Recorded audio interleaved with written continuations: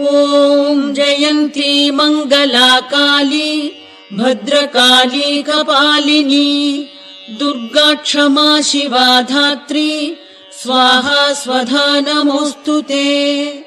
जय त्वं देवि चामुण्डे जय भूतार्तिहारिणि जय सर्वगते देवि कालरात्रि नमोऽस्तु ते। मधुकैढभविद्रा विविधातृवरदे नमः।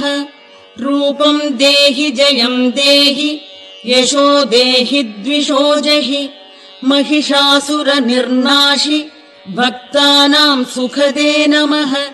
रूपं देहि जयं देहि यशो देहि द्विषो जहि रक्तबीजवधे देवि चण्डमुण्डविनाशिनि।